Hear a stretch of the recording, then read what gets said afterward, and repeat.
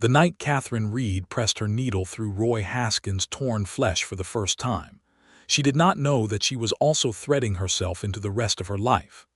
It was the autumn of 1873, and the town of Caldwell, Kansas sat perched on the edge of the Kishom Trail like a man leaning too far over a cliff, breathless, reckless, and more alive than it had any right to be.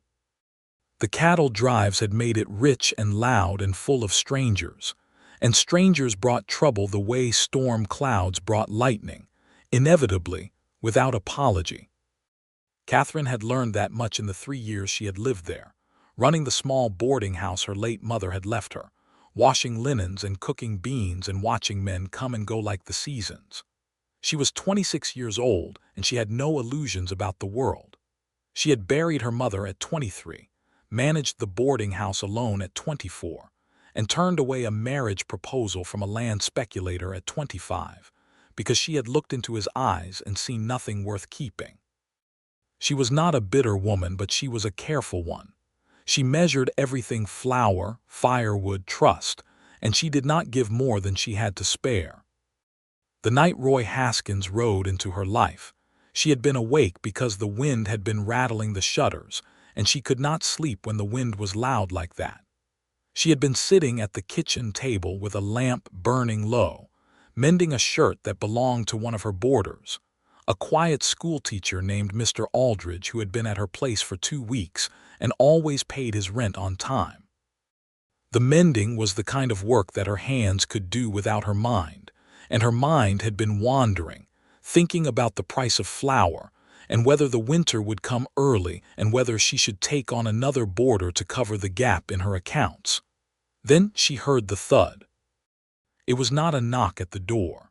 It was something heavier than a knock, something that hit the front porch boards with the specific weight of a body that had run out of the ability to hold itself upright. Catherine set down her mending and picked up the lamp, and she did not hesitate, because hesitation in Caldwell after dark could mean the difference between a man living and a man dying, and she had never been the sort of woman who could live with herself if she had hesitated, and someone had paid the price for it. She opened the front door, and he was there on her porch, half collapsed against the railing, one hand pressed against his left side where his shirt was dark and wet, and his face was the color of old ash. He was tall, even crumpled like that, she could see that much. Dark hair, strong jaw covered in several days of beard, a battered hat that had somehow stayed on his head through whatever had befallen him. His boots were trail-worn, and his coat was a good one, or had been once. His eyes were open, and they found her face with the kind of focus that told her he was still fighting. "I apologize for the hour," he said, and his voice was remarkably steady for a man who was bleeding onto her porch boards. "Don't apologize," Catherine said. "Get inside." She did not ask him how he had gotten hurt. She did not ask him his name. She pulled him up by the arm he extended to her, and she walked him through the door and into the kitchen, and she sat him down in the chair she had just vacated, and she set the lamp on the table, and she looked at him properly for the first time. He was perhaps 28 or 29, she estimated. Lean in the way that men who worked hard and ate inconsistently were lean. His hands, she noticed when he pulled them away from his side, were a working man's hands, calloused and capable. The wound beneath his shirt was a knife wound. She could see that as she eased the fabric away from it. Long and relatively clean, which meant it had been done deliberately, not in a brawl. Someone had tried to kill him with patience rather than passion. "This needs stitching," she said. "I know it," he said. "That's why I came to the nearest light. Do you have a name?" "Roy Haskins." He watched her face when he said it, as though he were accustomed to the name meaning something to people, and unsure whether it would mean something good or something bad. It meant nothing to her, which she could see was a relief. "Catherine Reed," she said. "I keep this boarding house. I have a needle and thread, and I have whiskey, and I have steady hands. That's everything I can offer you tonight." "That's everything I need," he said. She did not have laudanum. She had the whiskey, which she poured into a glass and set in front of him, and she had a bottle of carbolic acid that she had purchased the previous spring from a traveling doctor who had insisted on its importance. She washed her hands in the basin. She threaded her needle by the lamp's light. Her hands were, as she had said, steady. Roy Haskins drank the whiskey without comment, and he did not look away from her while she worked. Most men looked away when they were being stitched. She had found, in the 2 previous instances when she had done this, once for Mr. Aldridge, who had cut himself badly on a fence post, and once for a drover 2 years ago who had caught a spur the wrong way. Roy Haskins looked directly at her face, which she found neither unsettling nor flattering at that moment, only interesting. He was watching her with the kind of attention a man gives to something that matters. "You have done this before," he said. It was not quite a question. "A time or two," she said. "Hold still." "Yes, ma'am." She worked in the near darkness, the lamp casting a small, warm circle of light that barely reached the edges of the kitchen. She could hear the wind outside still doing its work on the shutters, and somewhere down the street a dog was barking at something that may or may not have warranted barking at. The rest of the boarding house was quiet. Mr. Aldridge slept like the dead, and the only other boarder she currently had, a cattle broker named Sims, was in town somewhere doing whatever cattle brokers did at this hour, which she generally preferred not to know. Roy Haskins made no sound while she stitched him. She was aware of the tension in his body, the way his jaw was set, the way his breathing was controlled and deliberate in the way that required concentration. He was in real pain, and he was not performing the absence of it. He was genuinely absorbing it, managing it, which took a kind of mental discipline she had not often seen. "Who did this?"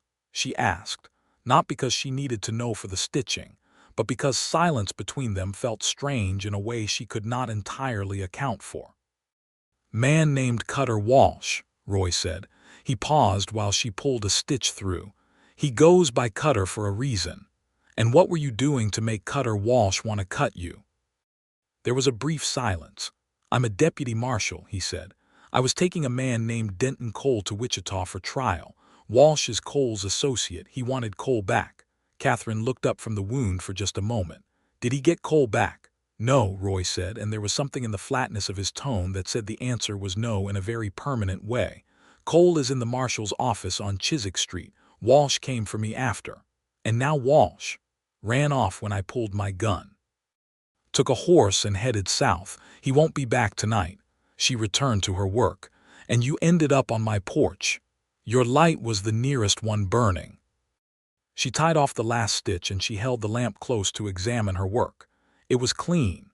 Not beautiful, she was not a surgeon, but it was tight and even, and it would hold as long as he did not do anything foolish in the next several days, which, given that he was a deputy marshal in Caldwell in 1873, was perhaps hoping for a great deal. "It's done," she said. He let out a breath that was not quite a sigh. "Thank you, Miss Reed." "It's Mrs. Reed," she said, by pure habit, and then corrected herself immediately because she had not meant to say it that way. "Widow Reed, I should say. My husband died 4 years ago. I keep the name for the business." Something shifted very slightly in his expression. "I'm sorry for your loss. Thank you." She set down the needle and thread, and she poured herself a small measure of whiskey, which she did not do as a general rule, but she felt it was warranted. "You should not ride tonight. You'll open the stitches." "I was not planning to. I have a room available. $2 for the night includes breakfast." "You are welcome to take it or to find somewhere else. But if you open those stitches riding around in the dark, I'll have wasted my thread." He looked at her with an expression she could not quite categorize. It was not amusement exactly, though there was something quiet in it that bordered on warmth. "I'll take the room," he said. "Thank you." She showed him upstairs to the back room, the one with the window that looked out over the yard and the apple tree that had come with the property, and which she had never worked out how to make properly productive. She gave him a clean cloth for the wound and a candle for the bedside table, and she told him breakfast was at 7. He thanked her again, with the same plainness he had been thanking her all along, not effusive, not insincere, just a man who said what he meant. She went back down to the kitchen and sat at the table and looked at her mending, and did not pick it up for quite a long time. She could not have explained, in precise terms, what had happened in that kitchen. Something about the particular quality of the silence between them. Something about the way he had looked at her while she worked, not as a woman to be assessed or charmed, but as a person doing something that required respect. She was not a foolish woman, and she was not a romantic one, and she had lived long enough to know that a handsome face and a steady manner were not sufficient reasons for anything at all. But something had shifted, quiet as a turned page, and she sat with it for a while before she picked up the mending and finished the work and went to bed. She lay in her bed and listened to the wind and thought, without meaning to, about the way he had said her name. In the morning she made cornbread and fried salt pork and strong coffee, and Roy Haskins came downstairs at 6:58 and sat at the kitchen table as though he had sat there 100 times before. He moved carefully because of the stitches, but he moved. He was clean-shaven, or nearly so, and she realized he must have used the basin in his room, and that he had a razor in the pack he had carried up the stairs. It struck her as interesting that he had thought to shave, that he had taken that care. Some men let themselves go entirely on the trail and others did not, and the ones who did not were usually either proud or disciplined, and Roy Haskins struck her as the second kind. "How is it?" she asked, meaning the wound. "Stiff," he said, "but it held." "It'll stay stiff for a week if you're careful." She set coffee in front of him. "You should have the marshal's doctor look at it today." "I'll see Doc Hartley this morning." He wrapped both hands around the coffee cup. "Miss Reed, Widow Reed, I want to pay you for what you did last night. The stitching. That was more than $2 worth." $2 covers the room and the trouble," she said. "The stitching was simply a neighborly thing. In most places I've been, a woman alone doesn't open her door to a bleeding stranger after midnight and call it neighborly." "In most places I've been," she returned, sitting down across from him with her own cup. "That is true, but I looked at you and made a judgment." "And what was your judgment?" She considered this. Outside the kitchen window, the morning light was coming in thin and gold through the apple tree. "That you were hurt and that you were not a danger," she said, "and that I had a needle and thread." He looked at her for a moment with that same quality of attention he had given her the night before. Then he said, "That's a generous judgment to make of a stranger. I'm told I have good instincts. I think that may be accurate." She did not smile, but she came close to it. She rose to serve the cornbread and they ate in a quiet that was, she noticed, entirely comfortable. Not the silence of two people who had nothing to say to each other, but the silence of two people who did not feel the need to fill air with noise. Mr. Aldridge came down halfway through breakfast and was introduced to Roy with the brief pleasantries of a man who asked no questions, because he valued his own privacy enough to respect other people's. And then Mr. Aldridge took his breakfast and his newspaper out to the front porch and left them alone again. Roy paid her $2.50 when he stood to leave, the extra 50 cents offered without ceremony and accepted without argument. He put on his hat and checked the revolver at his hip with the automatic gesture of a man for whom it was second nature, and then he paused at the kitchen door. "I'll be in Caldwell for at least another week," he said. "While things are squared away with Cole's transfer and the paperwork, if I might, I'd like to come back for supper if you have room. I eat at the saloon when I have to, but I prefer a proper table." Catherine wiped her hands on her apron. "Supper is at 6, she said. 50 cents. I cook enough for whoever's here." "I'll be here," he said. He was. He came that evening with his hat in his hands, and he sat at her table with Mr. Aldridge and Sims. And he talked when talked to, and listened when others spoke, and he ate everything she put in front of him with the focused appreciation of a man who had been on the trail too long. She served roast chicken and boiled potatoes and bread she had baked that afternoon, and after supper she poured coffee and the boarders drifted away as boarders did, and Roy stayed at the table with his cup. "You cook like someone who learned from someone good," he said. "My mother," Catherine said, collecting plates. "She ran this house before me.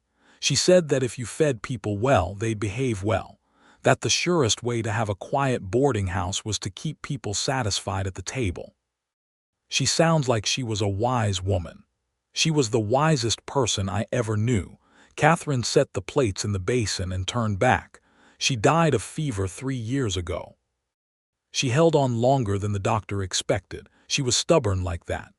I'm sorry, he said, and it was the same quality of sorry he had offered the night before, not performative, not rushing past it, just genuinely meant. Where are you from originally? She asked because she wanted to direct the conversation away from grief, at least for tonight. Texas, he said. Brazos County, raised on a cattle ranch. I left when I was 21 to ride with the marshal's service, and I've been at it ever since. How old are you now? 29. She had guessed close. 8 years of marshalling. 7 on the deputy side, 1 as a full deputy marshal. It suits me. Turned the coffee cup in his hands. I like the order of it, or the attempt at it. Out here order is mostly an attempt, but I think the attempt matters. She looked at him. She had not expected that, the philosophical turn in a man who looked entirely practical. I think so too, she said, that the attempt matters even when the order doesn't hold.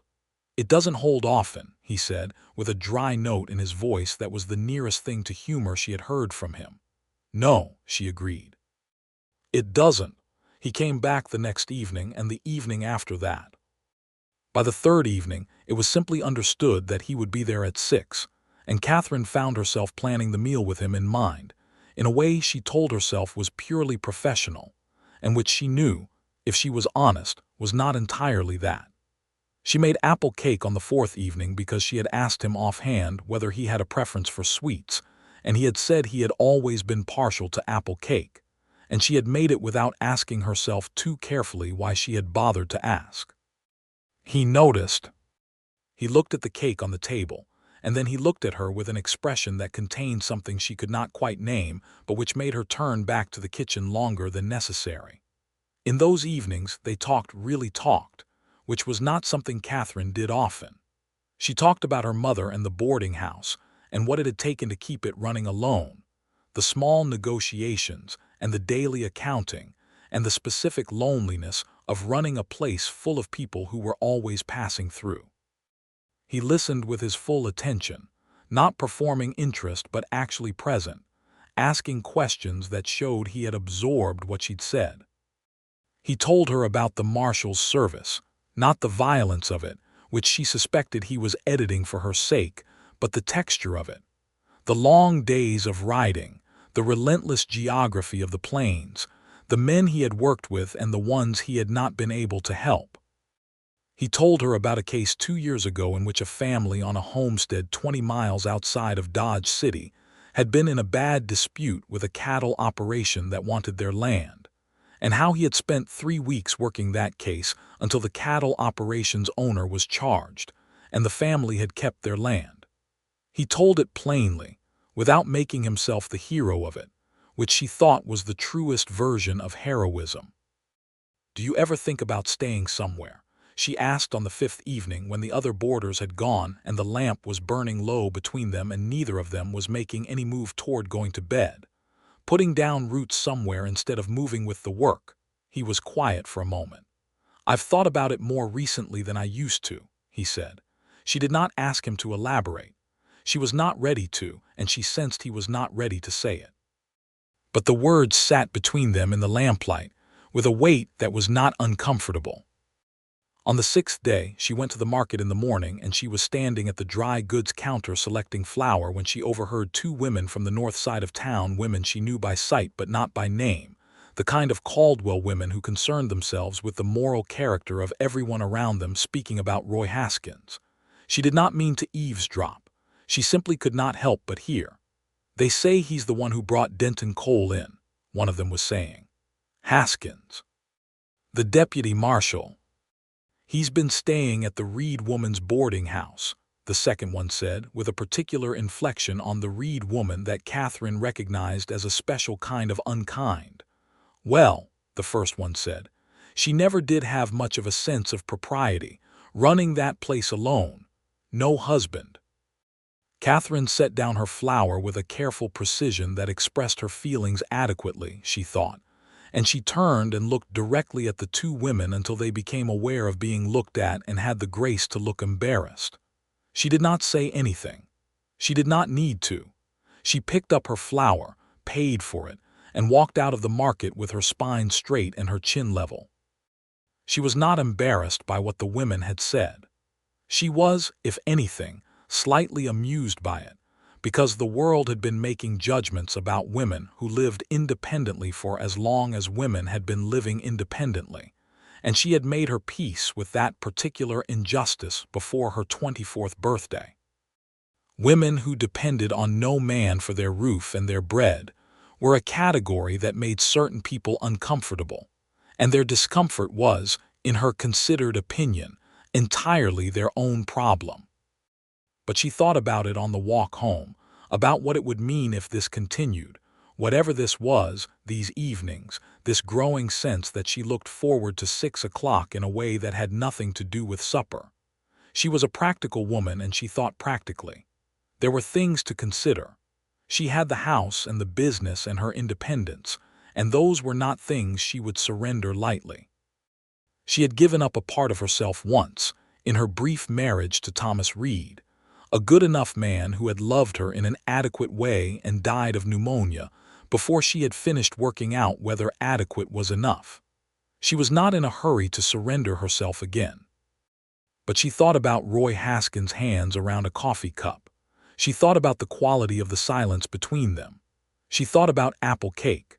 She was still thinking about it when she got home, and she put the flour away, and she told herself firmly that she was a grown woman, and she could think clearly about her own life. And what she thought clearly was that she was not going to make any decisions based on a week of suppers and good conversation. That resolution lasted until the 7th evening when he arrived at 5:45 instead of 6, which was the first time he had ever been early, and he stood in the kitchen doorway while she was still at the stove and he said, "I have something to tell you. I have been offered a position, a full marshal posting, in Caldwell, permanent." She turned from the stove. He was standing in the doorway with his hat in his hands and an expression that was the closest thing to nerves she had ever seen on his face, which was remarkable because he had sat still while she stitched him in the dark without showing nerves. "Permanent," she repeated. "They asked me this afternoon. Judge Parker's office has been pushing to formalize law enforcement on the trail towns. Caldwell's been on their list for a year. They want a man who knows the territory and has a record of solid work." He paused. "I haven't answered them yet." She turned back to the stove for a moment, not because anything needed attention, but because she needed a moment to arrange her face into something sensible. "And what are you considering?" she asked. "I'm considering," he said carefully, "whether there is a reason to stay in one place." The silence in the kitchen was so complete that she could hear the beans simmering.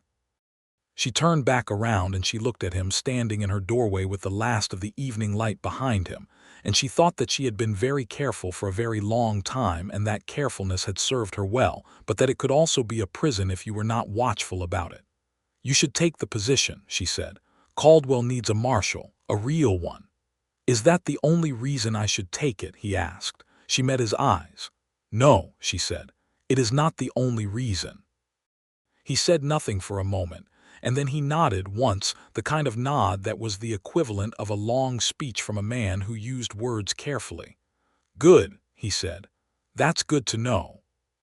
He ate supper at her table and helped her clear the dishes, which he had started doing on the 3rd evening without being asked, and they sat afterward with their coffee and talked until nearly 10 o'clock, which was later than they had ever stayed up before. Something had shifted between them. Some invisible threshold crossed, and they both knew it, and neither of them was quite ready to name it yet, but both of them were content to sit in its warmth for the time being. Over the next several weeks, Roy Haskins accepted the posting as Marshal of Caldwell, took a room at her boarding house on a monthly arrangement, and began the process of being in her life in a way that was neither sudden nor dramatic, but rather the kind of gradual deepening that happens when two people who are both guarded and genuine find their way toward each other, one honest conversation at a time. He was up before dawn most mornings, and she heard him moving around above her room, the quiet footsteps, the sound of water in the basin. and she lay in bed and listened and thought about what it would mean to have those sounds permanently, and found that the thought did not frighten her. He brought her things, small things, the way a man who does not quite know how to court a woman but is trying anyway brings things. He brought her a length of good blue cotton from the dry goods store because he had overheard her say she needed material for new curtains. He brought her a jar of blackberry preserves from a farm wife north of town who was known for them. He brought her once a small illustrated book about the flora of the Great Plains because she had mentioned, one evening, that she had always wanted to understand the names of the grasses. It was not a romantic gesture in any obvious sense. It was the gesture of a man who had been listening. She, in her turn, began to cook things she knew he liked, not only apple cake but biscuits with a particular kind of soda that came out lighter than the standard, and venison stew when she could get venison, and dried apple pie on Sundays when she had time. She did not think of it as courting exactly. She thought of it as feeding someone well, which her mother had taught her was its own kind of love. He told her, one evening in early November when the first real cold had come and they were sitting in the parlor by the small iron stove, that he had been engaged once. He told it plainly, as he told everything. A woman in Wichita, several years ago. She had waited a year for him while he was out on a long case that kept taking him further from home, and then she had stopped waiting, which he said he understood. He did not say he had stopped thinking about her, but he said it in a way that made it clear the ache was old and settled, not fresh. "Do you regret it?" Catherine asked. "The work, I mean, that you chose it the way you did." He considered the question the way he considered everything, not dismissively, not rushing. "I regret that she was hurt," he said. "I don't regret what I was doing. The work mattered. But I understand better now that it's possible for both things to be true at the same time, that something can matter and also cost you something real." Catherine was quiet for a moment, watching the small orange light behind the stove's grate. "Thomas, my husband, died of pneumonia when he was 28, she said. "He was kind. He was a decent man. I think about him sometimes, and I think that I was fond of him, and that fond was not quite enough, and then I feel guilty for thinking that." "Why guilty?" "Because he was kind," she said. "He deserved more than fond." "He also deserved a wife who felt more than fond," Roy said. "Those two things are not in opposition. You can grieve someone and also be honest about what was there." She looked at him. "You are a very rational person," she said. "I try to be," he said. "Does that bother you?" "No," she said. "No, it's one of the things I find." She stopped. "One of the things you find," he prompted quietly. She met his eyes in the firelight. "Compelling," she said. He did not move. He did not reach for her or say anything for a moment. He just looked at her with that complete attention of his. And then he said, "Catherine." And then he was quiet again, as though he had run out of words, which she suspected was not something that happened to him often.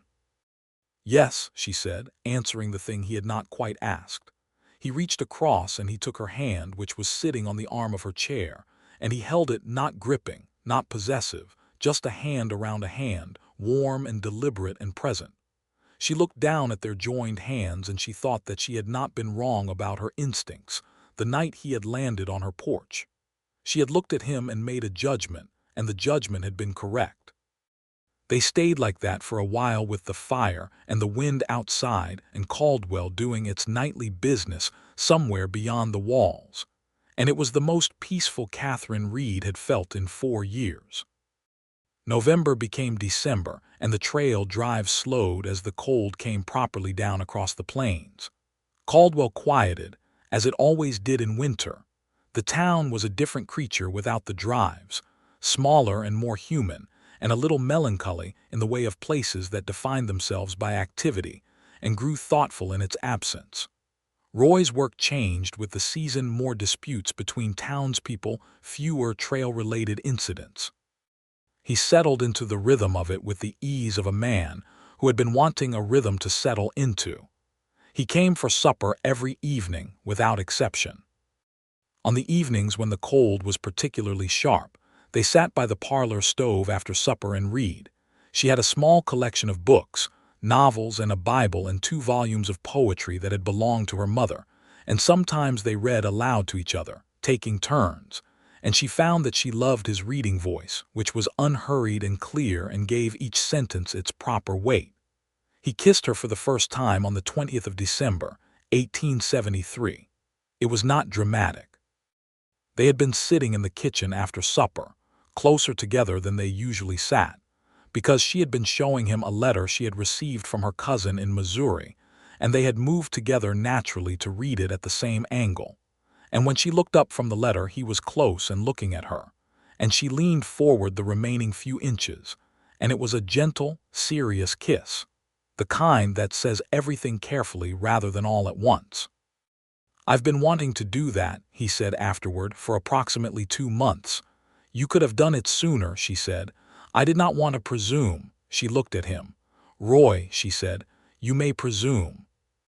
He laughed, and it was the first time she had heard him fully laugh, a real laugh without any caution in it, and she thought she would like to hear that sound for the rest of her life.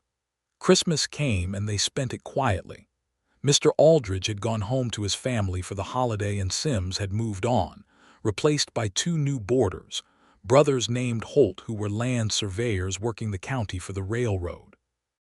They were pleasant men, unobtrusive, and they occupied themselves sufficiently that Christmas Day was essentially Catherine and Roy's, without that being said aloud. She cooked a proper Christmas meal, roast goose that she had been planning for 2 weeks, and sweet potatoes and dried cherry pie and bread rolls that came out exactly right, golden and soft. He helped her in the kitchen in the morning, doing the things she directed him to do with a willing practicality that she appreciated more than she expected to, because there was something particular about having a man in her kitchen who listened instead of standing around being decorative. After dinner they walked out into the cold, down the main street of Caldwell, which was quiet and gray under a winter sky, their breath making small clouds, and he took her hand through her coat sleeve and they walked without direction, past the marshal's office and the saloon and the dry goods store and the church, and out to the edge of town, where the plains opened up wide and pale and enormous in every direction, the grass flattened by frost and the sky coming down close to the earth. "I grew up looking at sky like this," Roy said. "In Texas, you can see too much of it sometimes. It makes you feel too small." "I think that's useful," Catherine said, "feeling small sometimes. It keeps a person honest." He looked at her sidelong. "You have a way of saying things that I want to write down," she laughed. "Please don't. I say half of it without thinking. That's when people say the truest things." She squeezed his arm. He looked down at her and she looked up at him, and the sky was enormous above them, and she felt not small but exactly the right size, which was perhaps the same thing from a different angle. January came in cold and stayed that way. Roy had found rooms of his own above the marshal's office, which were warmer than the boarding house in certain practical senses of the word warm, but he still came for supper every evening, and he still sat with her in the parlor afterward, and they were, in the way of the frontier where the forms were somewhat looser than in the cities, courting openly and without much discussion about what it was. The town knew. Towns always know. The women at the market who had been unkind in November had apparently reconsidered their position, because 2 of them had gone out of their way to be pleasant to her in the new year, which she attributed partly to the fact that a permanent marshal with a decent reputation was a man worth being on good terms with, and she could not help finding this slightly funny. Roy, when she told him, said he was sorry if his job had changed how people treated her. "Don't be sorry," she said.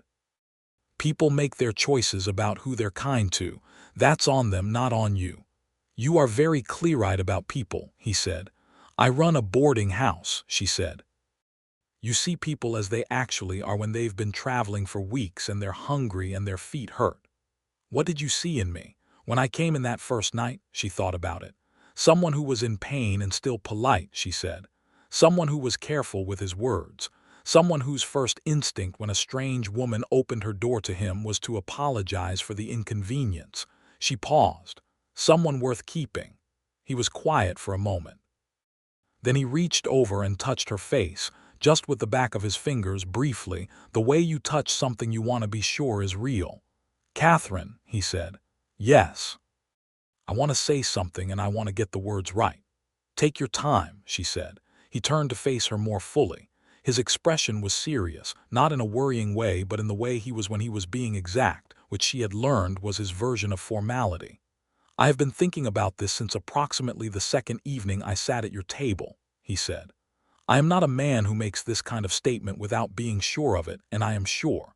I would like you to consider marrying me." She looked at him. Her heart was doing something significant in her chest, which she observed with the part of her mind that was always watching itself. "Would like me to consider," she said. "I don't want to pressure you," he said. "I know you built this life on your own terms. I know independence matters to you. I would not ask you to give anything up. I would only hope to add to things if you thought that was something you wanted." "Roy," she said. "Yes.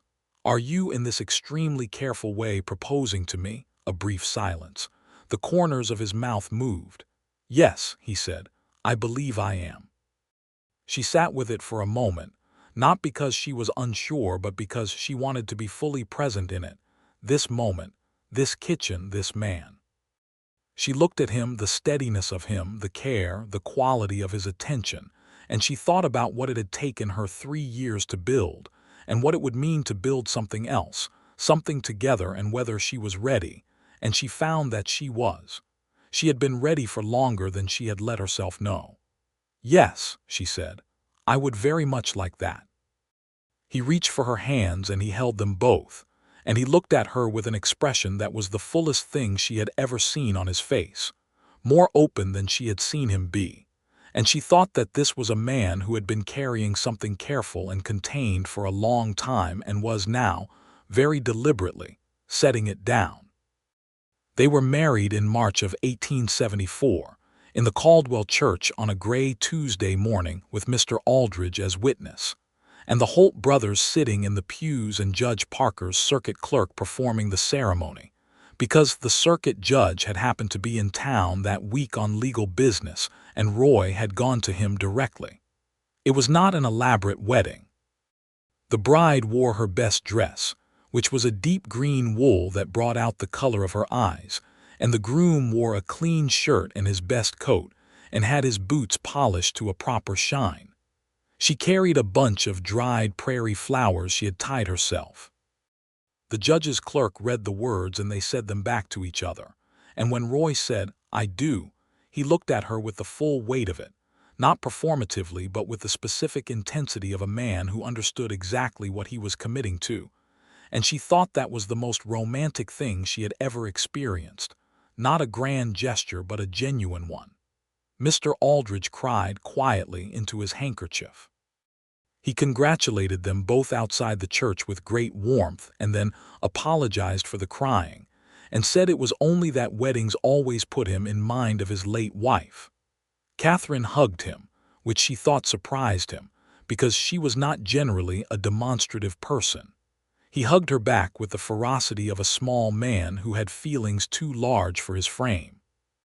They had supper that evening, just the two of them at her table, their table now, and she had made roast chicken again because it had been the first supper she cooked for him and that felt right, and he had brought a bottle of good wine from the best saloon in town, which was not particularly good but was better than the alternative. They sat and they ate and they talked as they always talked, and afterward she did not clear the plates right away, and he did not go home because he was home. Spring came to Caldwell as it always did, tentatively at first, the grass returning to color in patches, the sky doing its work of going from winter white to something bluer and more confident. Roy was busy through the spring. The trail drives began again in late March, and by April the town had swollen back to its seasonal chaos. The drovers and the gamblers and the men of dubious occupation who followed the cattle money. He wore his badge every day and he did his job with the same steady competence he had always brought to it, and Catherine watched him do it and felt the particular pride of a woman who had chosen well. She kept the boarding house, which she had never had any intention of surrendering. She had her accounts and her regulars and her table, and he had his office and his badge and his rounds, and they met in the middle at supper, and the evenings were theirs. It was not the life of a woman who had folded herself into a man's story. It was two lives that had chosen, deliberately, to run alongside each other. She found out she was expecting a child in June, a fact she confirmed privately before telling Roy, sitting on the edge of her bed on a Tuesday morning and absorbing the information with the practicality that the situation required. She was not frightened, or she was, a little in the way that everyone is a little frightened of the enormous things, but she was more solidly glad than she was frightened, which seemed like a reasonable proportion. She told him at supper. She set his plate in front of him and sat down and said, "I need to tell you something," and then told him directly because she was not a woman for circling around things. He set down his fork. He looked at her face, reading it. "How are you?" he asked first before anything else, and that was so precisely right that she felt something loosen in her chest. "I'm well," she said. "I'm very well." He came around the table and he pulled her up from her chair and he held her in the middle of the kitchen, his arms around her and his face against her hair, and he did not say anything for a long moment, and when he did, what he said was, "Thank you," which was both an odd thing to say and exactly correct. She laughed against his shoulder. "You're thanking me." "I'm thanking you," he said, "for all of it, for opening the door, for the stitching, for the supper, for saying yes." She pulled back to look at him. His eyes were bright, and she thought, not for the first time, that this man felt things deeply and showed them sparingly, and that being the person he chose to show them to was something she would never take for granted. "You are going to be a good father," she said. "I am confident of this." "I am going to try very hard," he said, which may amount to the same thing. The summer passed warm and full. The boarding house ran well, Catherine managing it through the first months of the pregnancy, with the same efficiency she had always brought to it, refusing to let anything slow her down that she could help. She had a woman named Dorothea Marsh, the wife of the blacksmith, who came to help with the heavier work 2 mornings a week, and they had an easy friendship, the kind that grows between women who are practical and forthright and share a low tolerance for unnecessary drama. Roy came home for dinner in the middle of the day when he could, which was not always but was often enough to matter. He had hired a deputy of his own by now, a young man named Eli Porter from Oklahoma who was eager and competent, and who treated Catherine with the wholehearted respect of someone determined to make a good impression on his superior's wife. She liked Eli. He reminded her of no one she had known before, which she found refreshing. The town settled around them in the way towns do when they have a marshal who is genuinely present and genuinely fair. Roy did not look for confrontation, but he did not back down from it either, and his reputation was the specific reputation of a man who could be reasoned with but not pushed, which kept Caldwell's wilder elements from testing him more than occasionally. There were incidents. There were always incidents on the trail, but none that became the kind of trouble that kept her awake at night more than necessary. The baby came on the 14th of February, 1875, which Roy said was the most deliberate Valentine's Day anyone had ever arranged, and which made Catherine laugh from her bed in a way that was rather impressive given the circumstances. He was a boy, 8 pounds and vigorous, with dark hair that was clearly Roy's and a mouth that was clearly arguing already, which Catherine said was clearly hers. They named him James after Roy's father, who had died when Roy was 19, and Patrick after Catherine's grandfather, who had come from Ireland before the famine and whose portrait hung in the parlor. James Patrick Haskins arrived in Caldwell at 2:37 in the morning of Valentine's Day, 1875, and proceeded to make his presence known to the entire household. Roy, who had been in the room for the birth, which was not universal practice, but which he had been entirely firm about, held his son for the first time with the expression of a man who has been confidently managing his world, and has just encountered something that has knocked every assumption sideways.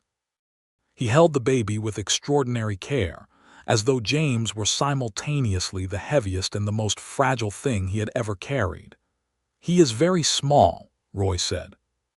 "He will get considerably larger," Catherine said from the bed, exhausted and triumphant and utterly herself. "I know." He did not look up from the baby's face. "I know, he is just very small right now." She watched him hold their son, and she felt the full weight of what she had chosen, the rightness of it, the way all the pieces of the previous 2 years arranged themselves into sense. The night on the porch, the needle and thread, the apple cake, the walk on the plains, the kitchen, the ring. And now this, a small dark-haired boy in his father's large, careful hands, in the boarding house in Caldwell, Kansas, in 1875. She thought about her mother, who had built this house and run it, and made it a place where people could land when they needed landing. She thought about the particular way love revealed itself in small, careful acts rather than grand proclamations. The way her mother had loved her with meals and mended clothes and practical wisdom. She thought she understood now, more completely than before, what her mother had meant when she said that feeding people well was its own kind of love. Roy looked up from the baby and found her watching him. "How are you?" he asked, in the same way he had asked when she told him she was expecting, concern first, always concern first. "Happy," she said. It was, for once, a completely simple answer. James grew quickly, as babies do, in the bewildering telescoping way of children who seem to change overnight. He was walking by 11 months, which Dorothea Marsh said was remarkable, and which Roy said was simply obstinate, because the boy had been trying to stand from the time he could pull himself up on the furniture. He had Roy's serious dark eyes and Catherine's expressive mouth, and a character all his own from the beginning, stubborn, curious, affectionate in bursts. He climbed everything. He pulled the boarders' newspapers out from under them. He fell asleep in Roy's arms in the evening while Roy read aloud, and did not fall asleep until Roy was reading, as though the sound of the voice was the mechanism. Life arranged itself around them in the way of a good life, which is not without difficulty, but in which the difficulties are managed by people who have the tools for them. The boarding house remained full through the seasons. Roy's work had its dangers, but they were managed dangers, known quantities more or less, and there were no more nights with knives in the dark. Eli Porter became a genuinely excellent deputy, and a permanent fixture in their dining room on Sundays. The Holt brothers finished their survey work and moved on, and she found new boarders, 2 women now. A milliner named Clara Voss, who was establishing herself in Caldwell, and a widow named Mrs. Percival from Ohio, who had come west to live near her son's family, and was waiting for a more permanent arrangement. Mrs. Percival reminded Catherine in certain ways of her mother, and she was warmer toward her than she was usually warm toward boarders, which she thought was something her mother would have approved of. The town grew. Caldwell was in those years becoming more formally established, the trail money settling into brick buildings and real institutions, a proper school and a second church, and a town council that met regularly and argued about ordinances with an enthusiasm that Roy said was proof of civilization, such as it was. He served on no committees himself. He said the badge was sufficient civic contribution, but he went to the council meetings when there were law enforcement matters on the agenda, and he spoke plainly and was listened to, which was all he had ever asked. In the fall of 1876, when James was a year and a half and beginning to be comprehensibly verbal, Papa, and No being his 2 primary words, which Roy said was an accurate summary of the parenting experience, Catherine found herself expecting again. This time she told Roy before she had fully confirmed it with herself, which surprised her. She had simply found herself unable to not tell him, which was a measure of how completely her life had reorganized around his presence. He was washing up from his rounds when she told him, standing at the basin in their bedroom, and he turned with water still on his face and he smiled, the full-faced smile that she saw more often now than she had in those first careful evenings, and he said, "Good. James needs someone to argue with besides me." "He argues plenty with you," she said. "He's going to get much better at it," Roy said. "He needs the practice." The second child was born in the spring of 1877, a girl this time, smaller and more tranquil than her brother from the very beginning, with Catherine's lighter coloring and an expression of thoughtful composure that Roy said she had clearly inherited directly from her mother. They named her Mary after no one in particular, because they had used their family names the first time, and Mary was simply the name that suited her when they looked at her. James was fascinated by Mary in the way of a 2-year-old, confronted with something smaller than himself, simultaneously proprietary and baffled. He brought her things, inappropriate things mostly, small rocks and pieces of his cornbread, and on one occasion the cat that the boarders had collectively adopted for the boarding house, a large and patient tabby named General. General submitted to being carried across the room and deposited next to baby Mary with the stoicism of a cat accustomed to managing unreasonable humans, and Mary regarded him with composure, and Roy moved the cat back to his bed by the stove without editorial comment, which was one of the many small moments Catherine stored in the private treasury of her happiest memories. She was, she thought, in the spring of 1877 with 2 children and a husband and a business and a life that was entirely her own even as it was thoroughly shared. She was the happiest she had ever expected to be. Not the happiness of someone who had been lucky, though there was luck in it. The happiness of someone who had made deliberate choices and had the satisfaction of seeing those choices prove right. Roy came home in the evenings, and she watched him become the father she had predicted he would be, which was to say a present one. Not the performative kind of fatherhood she had seen in some men, the big gestures and the showing off, but the daily kind, the kind made of lifting and reading and answering questions at breakfast and sitting on the floor to play and being there, reliably, which she knew from her own experience was the thing that mattered most. James adored him with the fierce, uncritical adoration of a boy who has decided his father is everything, and Roy wore this with a mixture of pride and something that looked remarkably like responsibility, as though the adoration was not a pleasure to rest in but a standard to be maintained. Mary, as she grew, revealed herself to be a different proposition entirely. Where James was loud and direct, she was quiet and observant, watching the world from enormous gray eyes with an expression that gave nothing away. She spoke later than James, but when she spoke in complete sentences, which made Roy laugh and say she had clearly been waiting until she had something to say. She was 4 years old when she informed Roy very seriously that the way he was fixing the fence post in the back garden was incorrect and that he was doing it backwards, and Roy, equally seriously, asked her how she thought it should be done, and she told him and she was right, and he redid it her way without a word. Catherine watched this from the kitchen window and felt something enormous and simple. This was the life. This exact moment, a man and his small daughter examining a fence post in the afternoon light, taking each other entirely seriously. The years moved through Caldwell with the particular rhythm of the frontier's middle period, when the first wildness was settling, and the second, more permanent character of the place was establishing itself. The trail drives continued through the 1870s, though people were already saying they would not continue forever. The railroads coming, and the open range shrinking, and the cattle economy shifting under everyone's feet. Roy navigated these changes with the same steadiness he brought to everything. He trained Eli Porter to take over certain responsibilities, mentoring him with the patience of a man who understood that institutions outlasted individuals and that the right deputy was part of the job.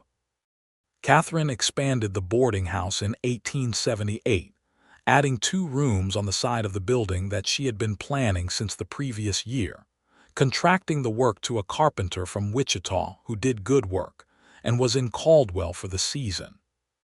Roy helped where he could on the construction, which was to say he helped in the evenings after his rounds, competent with his hands in the way of someone raised on a cattle ranch where versatility was not a luxury but a requirement.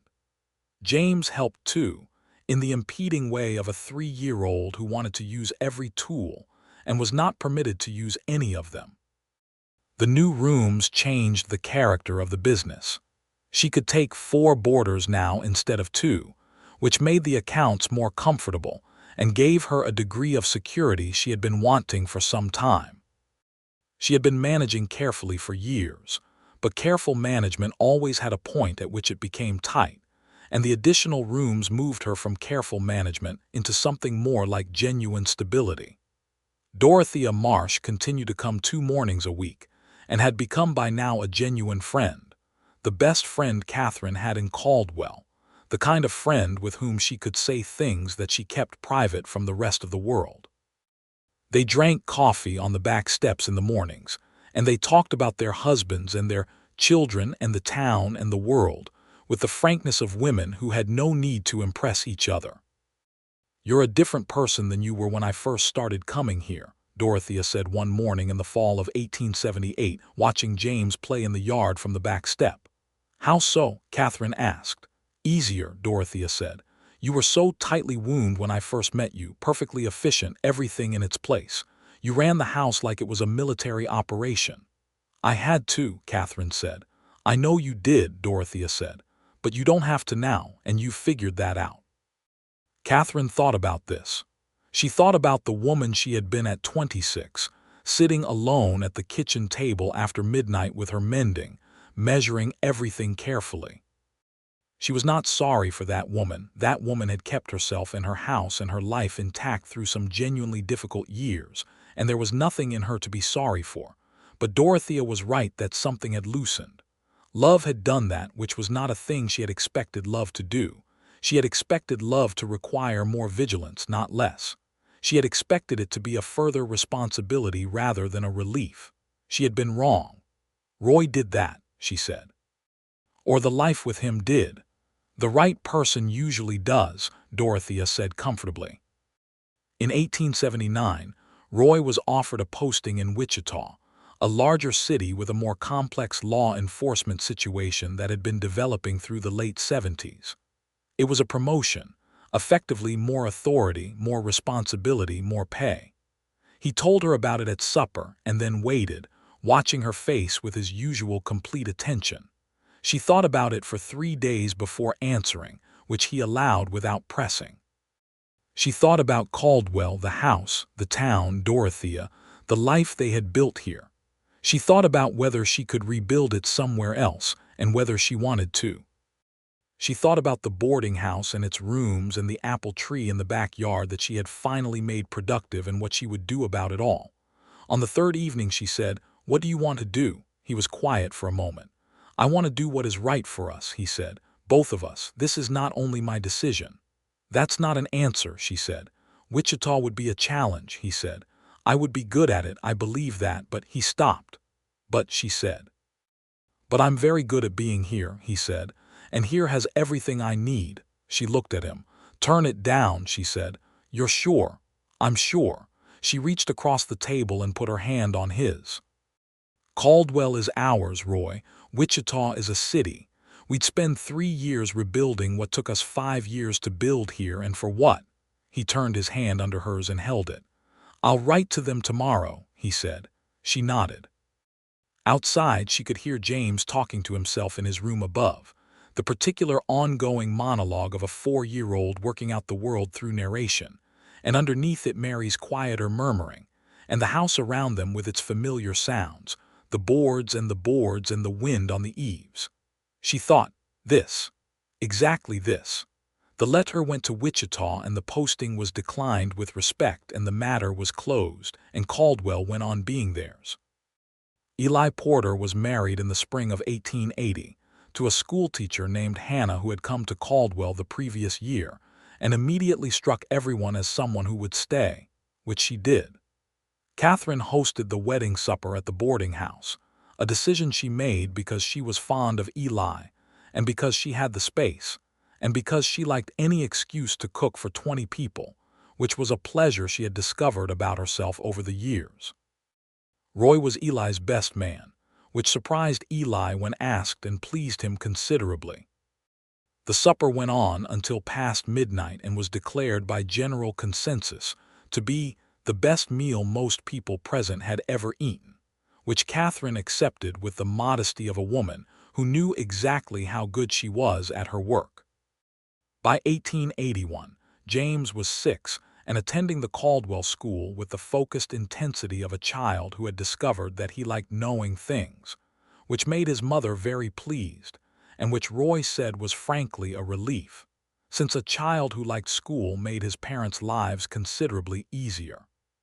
He was reading by 5, properly reading rather than reciting, and by 6 he was working through books from the small lending library the New Ladies' Cultural Society had established in the church hall, bringing them home and reading at the table, and narrating the contents to anyone who would listen. Mary was 4 and had become Roy's shadow in the evenings.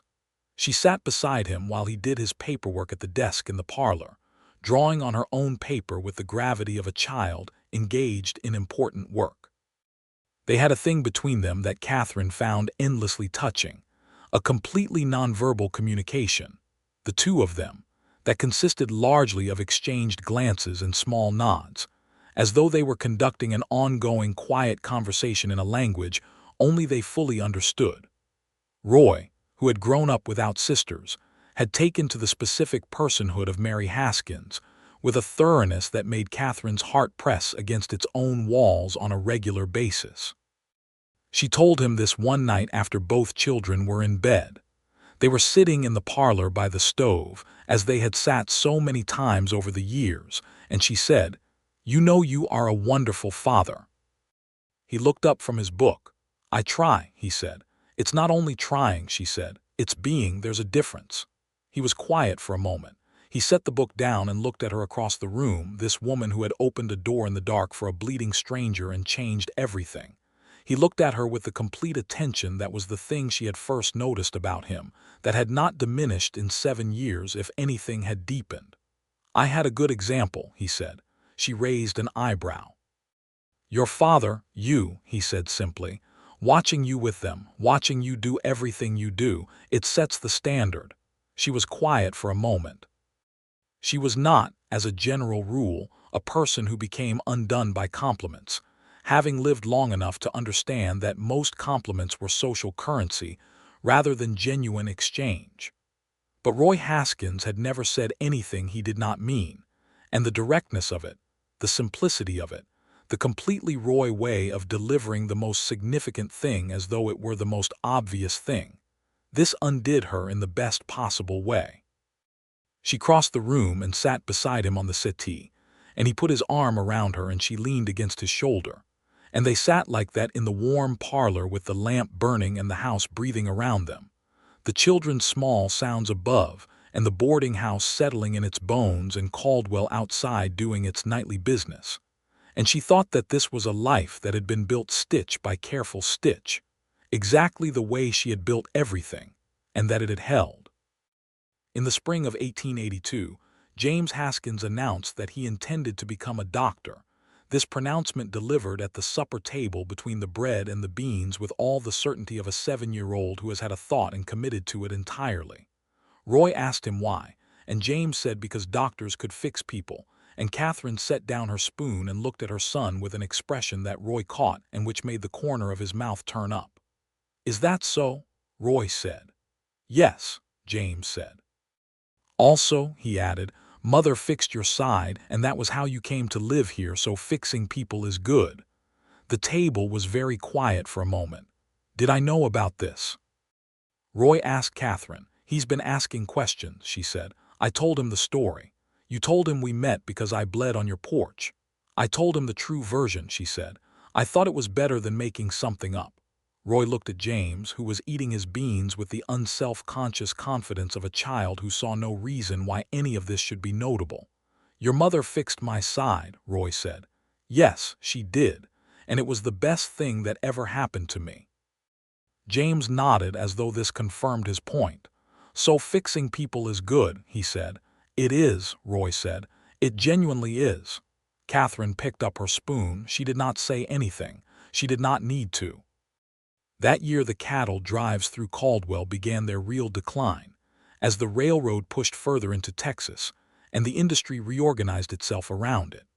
Caldwell changed character slowly over the following seasons, the wildness draining out of it as the drives thinned, the town settling into something quieter and more permanent. Roy's job changed with it, less about managing the chaos of the trail season, more about the daily law enforcement of a small prairie town finding its settled identity.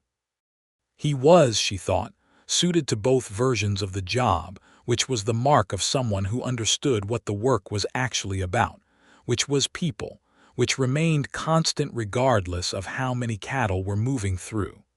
The boarding house remained steady.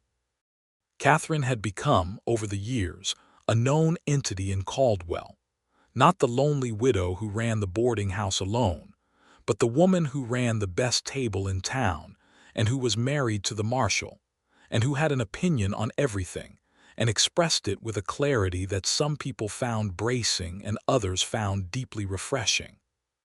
She was on the Ladies' Cultural Society committee now, and the school board's advisory group, because she had been asked and had said yes because someone had to do these things, and she had views about both.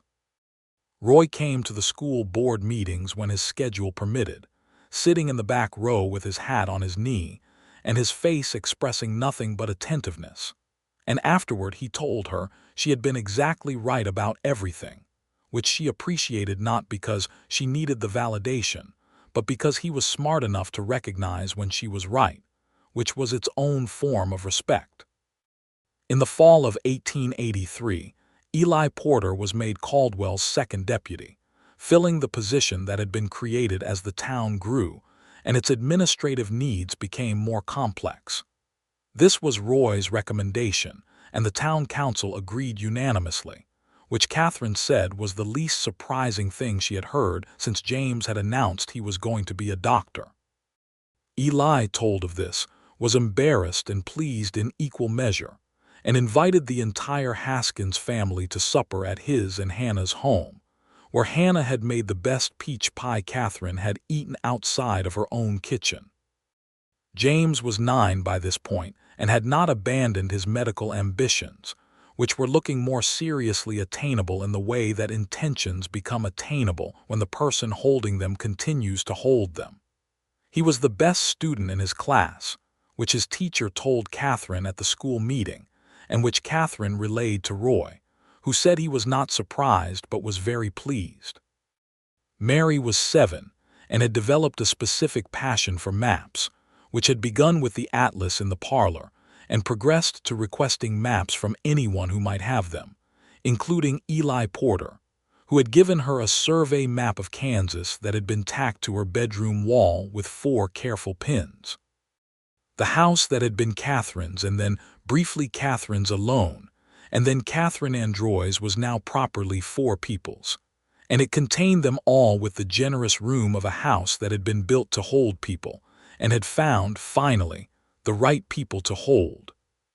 The boarding house rooms were occupied and managed, the accounts were solid, the kitchen was fed and full, and the children grew against the door frame where Roy had begun marking their heights in pencil on a Saturday morning ritual that James had initiated, and Mary had submitted to with dignified patience.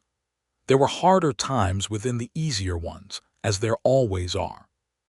A winter in 1884 when a respiratory illness went through the town, and both children caught it, and she spent 2 weeks nursing them with the specific combination of terror and competence that was the only available way to nurse children through serious illness. Roy was sick too, briefly, which she managed simultaneously with an efficiency that she did not feel but which the situation required. They all recovered. She let herself feel the fear after, sitting in the kitchen at 2 in the morning when everyone was finally genuinely better, and she allowed herself 20 minutes of shaking with retroactive terror before she washed her face and went to bed. Roy found her in the kitchen in those 20 minutes. He came down in his bare feet and he sat across from her and he looked at her and he did not say anything for a moment, only waited. "I was frightened," she said, which was an understatement she allowed herself. "I know," he said. "So was I." She looked at him. He looked exhausted still, the tale of the illness still visible in the gray around his eyes, and he was looking at her with everything he felt in his face, fully present, fully hers. "I kept thinking," she said, and stopped. "I know," he said again. She reached across the table and took his hand. "They're all right," she said, for herself as much as for him. "Everyone is all right. Everyone is all right," he confirmed. He turned her hand over and pressed it. "Come to bed." She went to bed. She slept better than she had in 2 weeks. The spring that followed was particularly beautiful, or perhaps it was always that way after a difficult winter, the recovery more vivid for the contrast. The apple tree bloomed extravagantly, and she and Mary made apple jelly from the first fruit, which James taste tested with the dedication of a child who had appointed himself official quality control. Roy came home from his rounds on a Friday evening and found the kitchen fragrant with apple and sugar, and both children arrayed around their mother at the big table, and he stood in the doorway for a moment before anyone noticed him. Catherine looked up and saw him there, and she saw what was on his face, the same thing she had seen on his face the first Christmas morning, the same thing she had seen in the parlor when he had proposed, the same thing she had seen in the church when they said their vows. The fullness of a man who has been given more than he expected and does not take it for granted. "Are you standing there for a particular reason?" she asked. "Just taking stock," he said. James looked up from his apple jelly testing. "Papa, you're letting the cold air in." Roy stepped through the door and closed it behind him. He came to the table and he put his hand on Catherine's shoulder and he looked at his children and his kitchen and his life, and she felt the warmth of his hand through her dress and she thought, still the same, still the best thing about every day. That evening, after supper and after the children were in bed, and after the kitchen was clean and the boarding house was quiet and the lamp was burning low on the table between them, he poured them each a small glass of the apple brandy that a boarder had brought from Missouri, and he held up his glass and he looked at her. "To the woman who sewed my wound in the dark without flinching," he said. She raised her glass.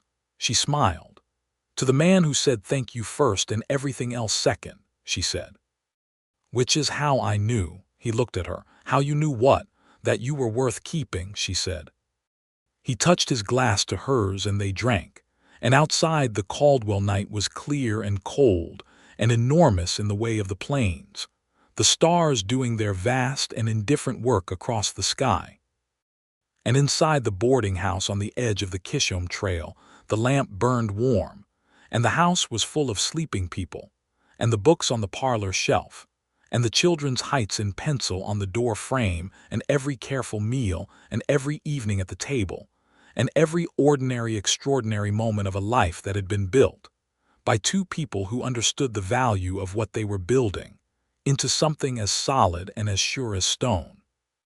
James Haskins grew up to study medicine, leaving Caldwell at 17 to attend school in Kansas City with the support of both parents and the entire boarding house, who collectively gave him a very fine pocket watch with an inscription on the back that said simply, "Fix people," which was his own philosophy returned to him. He wrote home every week without fail, long detailed letters that Roy read aloud at the supper table, with the unashamed pride of a man who had watched his son grow from a baby in his arms into someone worth knowing. Mary Haskins, at 14, had maps covering both walls of her room and had declared her intention to become a cartographer or a geographer, a plan that Roy said he saw no earthly reason to discourage, and which Catherine said was perfectly logical for a girl who had been studying maps since age 4. She was the exact combination of her parents, Roy's precision and Catherine's tenacity, and she applied both to everything she put her hands to. A third child came when Catherine was 36, which surprised them both in the best possible way, a boy they named Thomas for Catherine's first husband, whom she had decided deserved the honor of a name even if their time together had been what it had been. Roy had suggested this, in fact, which she had not expected, and which had said something about him that went deeper than words. The baby Thomas was red-haired and loud from the first moment, which was entirely different from both of his older siblings, and which made the whole household shake with laughter, because a quiet boarding house had apparently decided it needed one more spectacular disruption before it was finished. Roy was 40 years old the winter Thomas was born, and he held the baby with the ease of a man who had done this before, but not the ease of a man who was taking it for granted. He held the baby and he looked at Catherine over the small red-headed head and he said, "You are remarkable, you know." "I've been told," she said. "Not enough," he said. "Not nearly enough." She reached out and touched his face, this face she had been looking at for more than a decade, and she thought that it had become as familiar as her own and more dear than anything she had known before. And she thought that the woman who had been sitting alone at the kitchen table measuring flour and trust in equal careful measures had made, in the end, the right measurements. She had measured him correctly, that first night, a man worth keeping. She had measured herself correctly too, a woman who could love fully if she chose, who had chosen. The Caldwell seasons turned over them, one by one, and the town grew and changed, and the Kishom Trail became a memory, and then a history, and the cattle drives faded into story, and Caldwell became a quieter, more settled place. And through all of it the boarding house stood on its street with its lamp in the window and its kitchen full, and its door ready to open for whoever needed opening for. Roy retired from the marshal's service at 50, turning the badge over to Eli Porter with a handshake that had 30 years of trust in it. And he spent his retirement doing the things he had not had time for, fixing every fence and board and shutter in the property, reading every book in the parlor, walking the edges of Caldwell in the mornings with the same attentiveness he had once brought to his rounds, only now for pleasure rather than purpose, or perhaps both. He built a proper raised bed garden in the backyard beside the apple tree, and he grew vegetables with the same systematic care he had brought to his law enforcement work. And Catherine incorporated his vegetables into her cooking, and they debated the merits of his onions versus the market onions with a seriousness that their children, visiting, found enormously entertaining. James came home from Kansas City in the fall of his first year of practice, Dr. James Patrick Haskins, 23 years old and taller than his father by an inch, and with his mother's clarity in his eyes and his father's steadiness in his hands. And he sat at the same kitchen table where he had announced at age 7 that he intended to fix people, and he sat across from his parents and he said, "I want to tell you both something."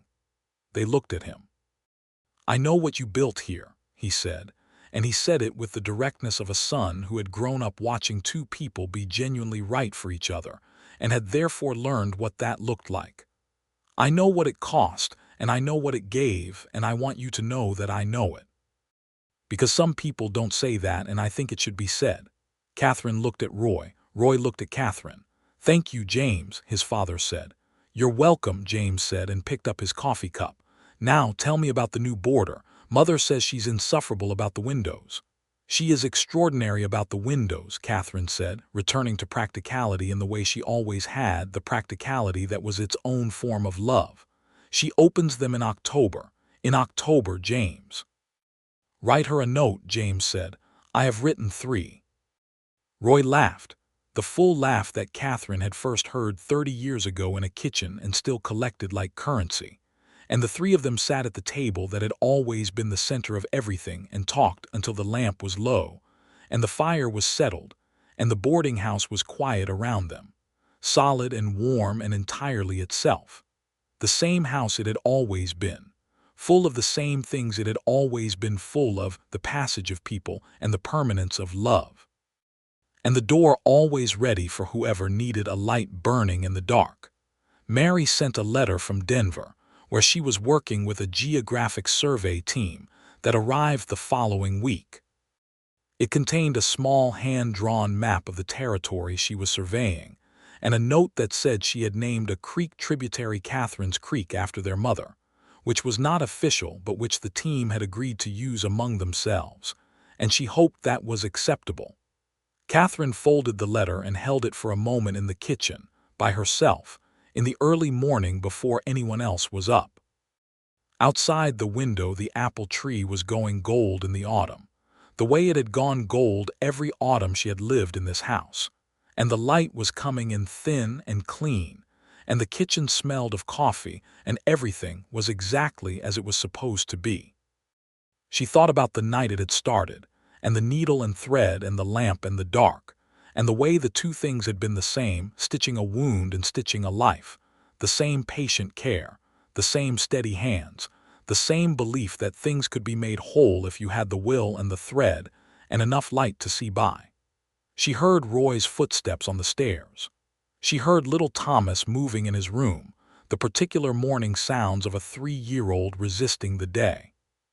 She heard the boarding house waking up around her, its boards and its voices and its particular music. She poured the coffee. Roy came into the kitchen in the morning light, and she handed him his cup, and he looked at her in the way he had been looking at her for 11 years, and she looked back. And no words were needed for what passed between them in that look. The whole of it, the beginning and the middle and the ongoing.